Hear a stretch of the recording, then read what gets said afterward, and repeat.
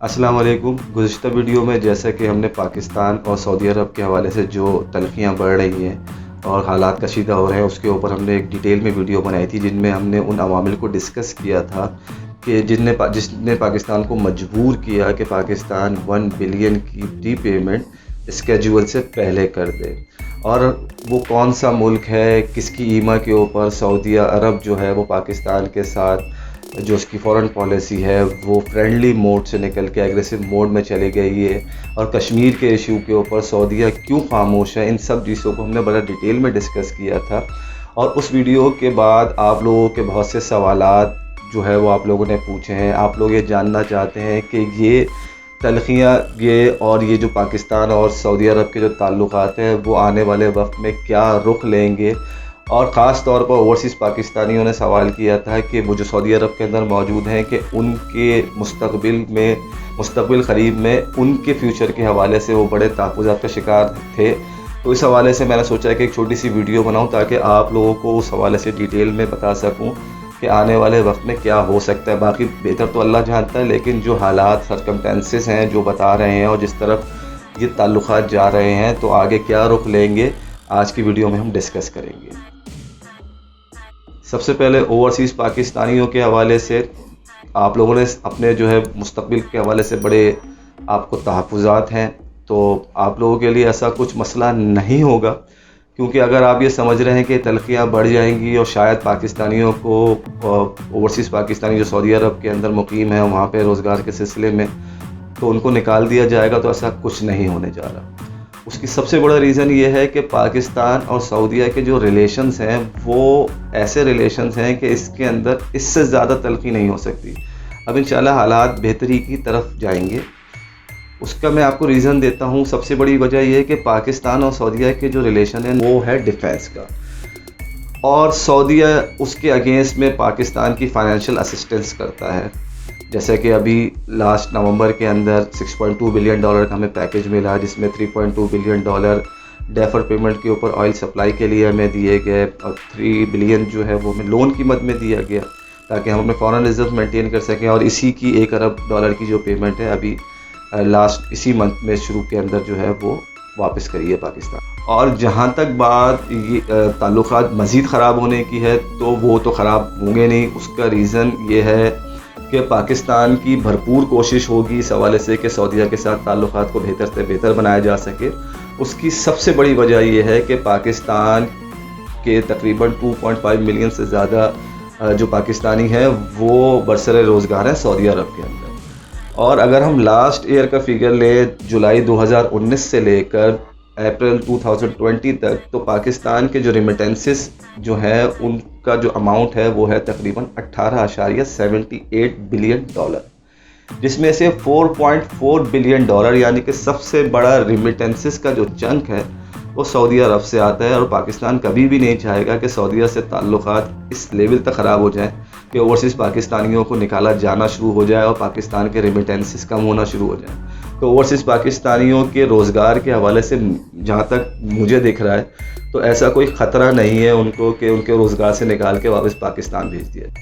और जहाँ तक बात तलखी की है, जैसे आपको बताया कि इससे ज़्यादा कुछ, क्योंकि पाकिस्तान और सऊदीया के रिलेशंस ऐसे हैं कि माजी में भी 2015 के अंदर जब सऊदी अरब ने पाकिस्तान से डिमांड की थी कि वो अपनी फ़ौजें यमन के लिए, जो सऊदीया की फ़ौज हैं उनके साथ उनकी सपोर्ट के लिए यमन भेजे, तो उस वक्त के प्राइम मिनिस्टर नवाज शरीफ साहब ने ये इशू असेंबली के अंदर डिस्कस किया और असेंबली ने इस प्रपोज़ल को रिजेक्ट कर दिया कि पाकिस्तान को अपनी फ़ौजें यमन के अंदर भेजनी चाहिए, और पाकिस्तान ने नहीं भेजी। उसके बाद पाकिस्तान और सऊदीया के ताल्लुकात में कशीदगी आ गई थी, और जिसको स्मूथ करने के लिए उस वक्त के आर्मी चीफ जनरल राहील शरीफ साहब और उस वक्त के प्राइम मिनिस्टर नवाज शरीफ साहब ने सऊदीया का एक इमरजेंसी दौरा भी किया, और उसके बाद हालात बेहतरी की तरफ आने लगे। और फिर प्राइम मिनिस्टर इमरान खान आ गया, तो उसके बाद हालात बिल्कुल बहुत ज़्यादा बेहतरी की तरफ आ गए, क्योंकि इमरान खान साहब ने अपना पहला दौरा ही सऊदी अरब का किया था, और जिसमें उन्होंने $5 अरब की एक फ़ाइनेंशियल असिस्टेंस मांगी थी। लेकिन मौजूदा जो सूरत हाल है, जो तलखियाँ बढ़ रही हैं, उसको देखते हुए जो गल्फ़ न्यूज़ की एक खबर है उसके मुताबिक सऊदीया ने फ़ाइनेंशियल असिस्टेंस जो है वो पाकिस्तान के हवाले से विड्रॉ करने का फ़ैसला कर लिया है। और वो चीज़ें हमें दिख भी रही हैं, क्योंकि हमारे बैंकिंग सोर्सेज हमें बताते हैं कि सऊदी अरब ने मज़ीद जो $2 अरब पाकिस्तान के फॉरेन रिजर्व्स के अंदर उनके रखे हुए हैं, उसकी वापसी का भी तकाजा कर लिया है। ये वो अवामिल हैं जिसकी वजह से पाकिस्तान और डेफर पेमेंट के ऊपर ऑयल की सप्लाई भी बंद हो चुकी है। और यही वजह है कि हमारी अस्करी क़यादत इस वक्त सऊदी अरब के अंदर मौजूद है। अगरचे कि ISPR ने इस इशू के हवाले से ये कहा कि ये पहले से प्लान विज़िट है और इसके ऊपर दिफाई उमूर के ऊपर बातचीत होगी, लेकिन मौजूदा हालात के अंदर ये मौजूदा हालात इस बात को सजेस्ट कर रहे हैं, और इंटरनेशनल मीडिया भी इस हवाले से जो रिपोर्ट उनकी हैं वो भी ये सजेस्ट कर रही हैं कि टॉप ऑफ द एजेंडा जो है वो ऑयल पेमेंट, जो डेफर पेमेंट के ऊपर सप्लाई है, उसकी बहाली है। और जो सऊदीया ने डिमांड करी है कि उनके $2 अरब वापस किए जाए, उसके हवाले से भी नेगोशिएशन होगी। अब देखते हैं आने वाले वक्त के अंदर ये नेगोशिएशन पाकिस्तान जो हमारी जो अस्करी क़यादत है वो माजी की तरह इस दफ़ा भी लग रहा है कि जो रिलेशंस ख़राब होने की तरफ जा रहे हैं, तलखियाँ बढ़ रही हैं, उनको स्मूथ करने में कामयाब हो जाएगी। तो ये सारा सिनेरियो बिल्टअप ऐसे हुआ। उसके बाद 5 अगस्त को शाह महमूद कुरैशी साहब ने जो स्टेटमेंट दिया कश्मीर से के हवाले से, कि उन्होंने कहा कि अगर OIC कश्मीर के इशू के ऊपर फॉरेन मिनिस्टर्स की कोई मीटिंग नहीं बुलाती है तो पाकिस्तान अपने तौर पे OIC की मीटिंग कॉल करेगा। मतलब एक किस्म का अल्टीमेटम था सऊदी अरब को। और लग ऐसा रहा था कि पाकिस्तान ने जो $1 अरब की रीपेमेंट करी है और उसके बाद इस किस्म का स्टेटमेंट आया, तो पाकिस्तान एक डिप्लोमेटिक लेवल के ऊपर एक प्रेशर बिल्ड करना चाह रहा था सऊदीया के ऊपर, ताकि वो जो डेफर पेमेंट के ऊपर ऑयल की सप्लाई बंद हो चुकी है मई के महीने से, वो दोबारा से रिज्यूम हो जाए। और जो पॉलिसी सऊदी अरब की पाकिस्तान के हवाले से फॉरेन पॉलिसी जो एग्रेसिव हो गई है, वो दोबारा से उसको काम कर दिया जाए, वो स्मूथ लेवल के ऊपर वो चलना शुरू हो जाए। लेकिन ऐसा नहीं हुआ। ये पाकिस्तान का जो ये स्टांस था, क्योंकि शाह महमूद कुरैशी साहब बड़े सीनियर फॉरेन मिनिस्टर हैं, लास्ट गवर्नमेंट के अंदर भी वो फॉरेन मिनिस्टर थे, इस गवर्नमेंट के फॉरेन मिनिस्टर हैं, वो समझते हैं चीज़ों को बेहतर तरीके से कि डिप्लोमेटिक लैंग्वेज क्या होती है, उनको बहुत अच्छे से पता है। लेकिन इस किस्म का जो इमोशनल बयान दिया गया था वो भी एक सोचा समझा बयान लग रहा था, शायद सऊदीया को प्रेशर में लिया जाए, लेकिन वो बैकफायर हो गया। लेकिन अब सवाल यहाँ पे ये उठता है, जैसे कि आप लोग ये एक खदशा ज़ाहिर किया जा रहा है कि शायद शाह महमूद कुरैशी साहब की वजारत जाने का ख़तरा है। तो अगर इस नेगोशिएशन के दौरान सऊदीया का जो स्टैंड है वो बड़ा सख्त रहा और उन्होंने ये डिमांड रखी, तो जा सकती है वजारत, वरना वजारत को ख़तरा नहीं है शाह महमूद कुरैशी साहब की। और आपने एक और सवाल ये किया इसमें